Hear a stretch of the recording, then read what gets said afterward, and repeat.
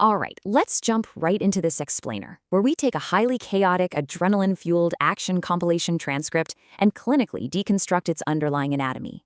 If you've ever watched a blockbuster action sequence and just felt completely overwhelmed by the sheer velocity of the dialogue, the threats, and those sudden explosions of movement, well, you are definitely not alone. What we're doing today is freezing that kinetic energy.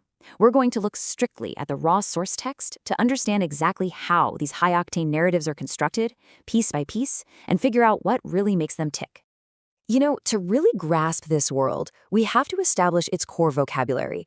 Get used to hearing the word heat because it is the absolute engine driving this entire narrative. In the text, heat is shouted over and over again. It basically acts as a verbal alarm bell. It's not just a word, it's a punctuation mark that instantly shifts a scene from a tense conversation into a full-blown tactical emergency.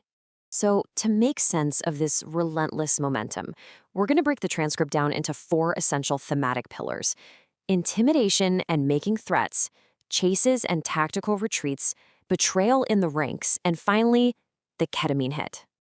Starting things off with Section 1, intimidation and making threats. Right off the bat, the source drops us into this insanely high-stakes interrogation, and they throw out the standard run-of-the-mill threats. Instead, they hit the target with these hyper-specific, genuinely terrifying questions about who is watching his child. The interrogator demands to know if the girlfriend has a babysitter or if she's just waiting at home all by herself. It's an extreme intimidation tactic that weaponizes the target's personal life against them, proving pretty quickly that the most effective threats are deeply personal. Listen to this one. I am going to tell my girl a bedtime story. This is how it ends. Here I go. Get her. Got it. It's wild, right? This completely bizarre juxtaposition between mundane domestic duties and extreme aggression is exactly what defines this genre. The speaker is literally promising to go tuck a child in and read a bedtime story, but framing it as a lethal, terrifying promise. It transforms a comforting, everyday parental act into a psychological weapon.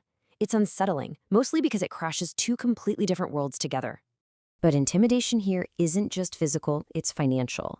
We see this play out in what I like to call the economics of vengeance. The text mentions that Harry's death was business pure and simple, but the retaliation? Oh, it's gonna be anything but. Astronomical bounties get placed on enemies. It's a world where human life has a very specific, incredibly high dollar amount attached to it, and that money acts as the primary catalyst for all the violence that follows. And you've just got to appreciate how the text visualizes this. Quote, when you look in the mirror, your reflections are going to want to shoot you in the face. I mean, talk about claustrophobia and paranoia. It's not just about running from the bad guys. It's this overwhelming dread that literally anyone, anywhere would pull the trigger for the right payout, making your own reflection your enemy. All right, shifting gears to Section 2, chases and tactical retreats. So, when the plan goes totally sideways, the crew starts debating their getaway protocol. And it gets surprisingly specific. You start with your standard spycraft. Disappear, get new names, find new occupations. But then, it immediately devolves into this bizarre, almost childish fantasy of survival, getting bunk beds and moving into a teepee. Literally. It perfectly highlights how, under extreme pressure, these hardcore operatives can suddenly sound like kids planning a fort in the woods. And that brings up a really fascinating internal conflict over logistics. You've got the safe way, this methodical, cautious extraction approach.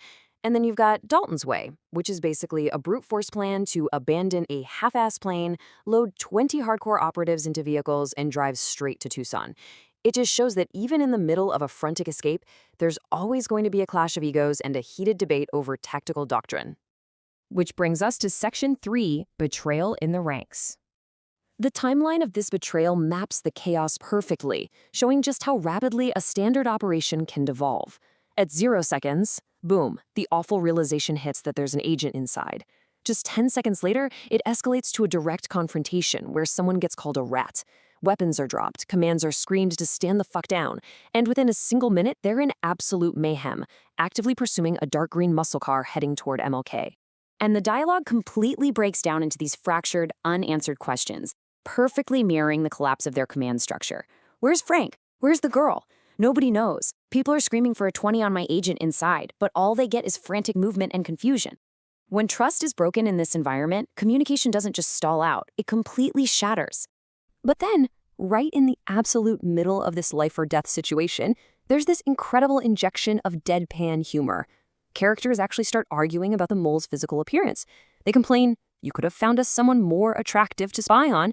They even start bickering about soup, double chocolate cake, and some deli guy with band-aids on his fingers who allegedly left one in a sandwich. It's a surreal, absurd break in the tension that makes these characters feel strangely human amidst all the gunfire. Okay, let's head into our climax with Section 4, the ketamine hit. Now, this assassination features some absurdly specific variables. The weapon of choice? It isn't a sniper rifle. It's ketamine, deliberately chosen to counteract adrenaline. And this chemical warfare gets immediately contrasted with the extreme psychological delusions coming from the target. It's a fascinating mix of medical precision and total mental collapse. The target, obviously under the influence of the ketamine and impending doom, slips into this bizarre pseudo-religious monologue. He claims he's been tapped on the shoulder by God and touched by the sword of the king. He's elevating what is essentially a gritty mob hit into this strange theatrical crusade. It takes the violence out of the streets and puts it into this weird, almost mythic airspace.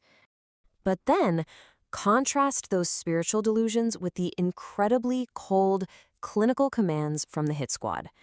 While the target is literally raving about the king's name, the crew moves in to secure the perimeter, and the transcript gives us these precise military-style orders. Cover the axis, give me 2 guys on the roof, get all this shit rounded up.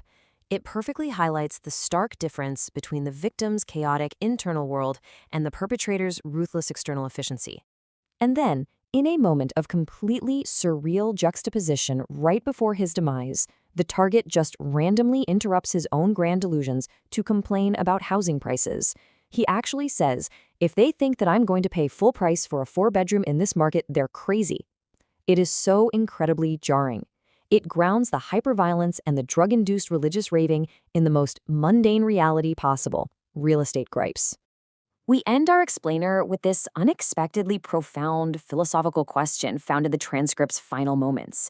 Right after the chaos, the betrayals, and the clinical hits, someone asks, "How can I change the world? How can I be a better man?" It really leaves us to wonder, right? Amidst all this cinematic chaos, the screaming of heat, and the endless cycles of vengeance, is redemption actually possible? It's a fascinating note to end on, proving that even within pure action-driven chaos, there's a search for meaning. Hello Hollywood movie lovers. Can you watch the story? Or hey YouTube, this is my reel and I'm editing. Please subscribe this person. His name says subscribe. Okay guys, thank you.